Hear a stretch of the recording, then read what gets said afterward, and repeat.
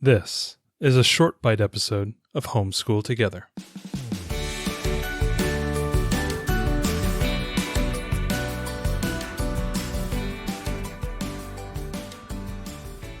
Hello and welcome to Homeschool Together, short bite edition. Game schooling came in like a wrecking ball. Yeah, we haven't. These people haven't talked about games at all. And we're back. We're back talking about games. Trekking the World. We just finished our Build Your Library Torchlight combination. 6,500,000 weeks of around the world journey, and we celebrated with food, festivities, and games. That's like right in our wheelhouse, right in our bread and butter of what we do. And we got a new game, saved it till the end of this round the world journey. Yeah, we were holding on to it. It sat in the closet, gathering dust, cleaned it off, pulled it out, set it down, played it with our 6-year-old, trekking the world, which is like pandemic without the depression of losing every time. But we played Trekking the World. So Ariel, let's talk about it. Yeah, Trekking the World by Underdog Games. This is really good. I had heard great things about this one. Oh, it is a winner. Yes, I knew this was going to be good, but I wasn't quite sure, like how our daughter would do with it, because I think it says ages 10 and up. No. But let me assure you that our 6.5-year-old did not have any problem with this. So I think you could definitely play it, with a savvy 6-year-old gamer, or maybe start with a normal 7-year-old. Somebody gamer who has, I think, decent math skills, not like crazy good. Like, we're not talking multiplication, division, but if they can add, if they can add like 10s to 20s together against each other, like 23 plus 27, that type of thing, I think your kid could be ready for this game. Yeah, this is a really great one. Yeah. So Trekking the World is basically, it's a map around the world, and in all these different cities, there are different cubes of different colors. And no, they aren't diseases like pandemic. They are cubes that represent different kinds of souvenirs.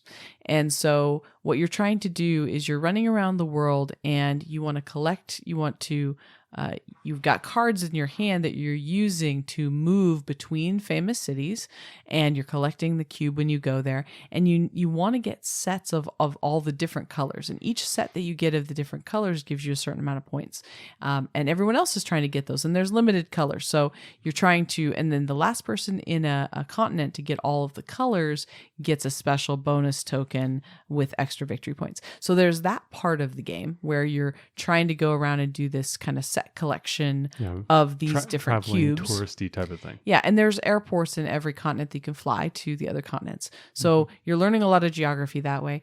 And then the cards that you're using to move, you're using the numbers on those cards to move between cities, however many moves you want to go.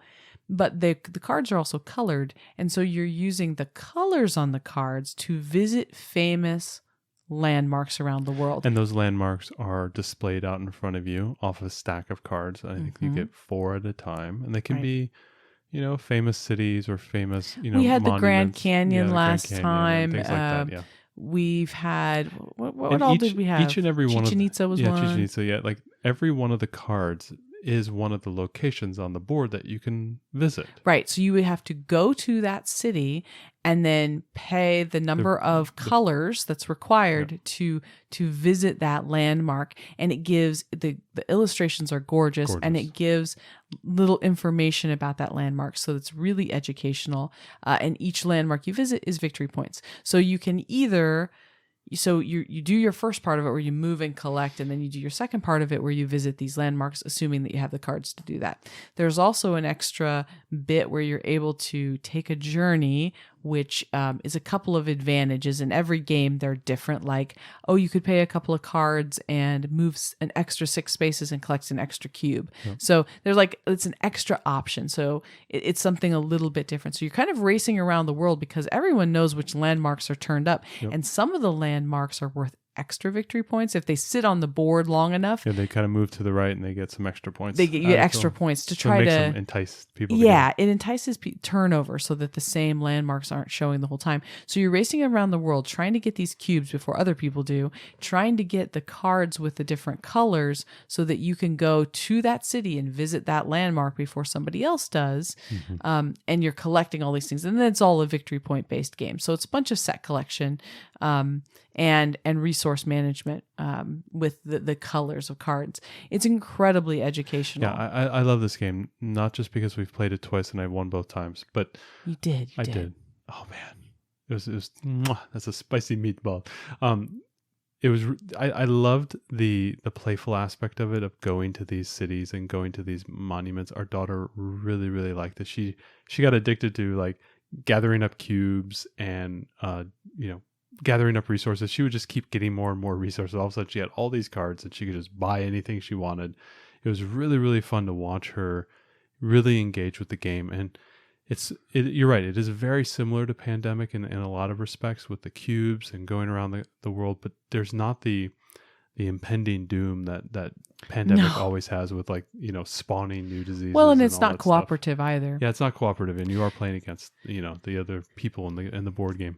This has really fun art, and it has the back of every one of those landmarks has a whole write-up about it, so you really can learn quite a bit from this game. And I know our daughter she's really starting to get the strategy of it. Oh, yeah. You can really, I could see our daughter just curling up and looking at these cards and then reading them. Mm-hmm. So Trekking the World is a great game. It's for 2 to 5 players. We enjoyed it so much we came back to it like a night or two later. Yeah. Our daughter was like asking to play it again. Yeah, her sister went to bed and we came down and she'd set up the whole game. And we're like, well, I guess we're playing this.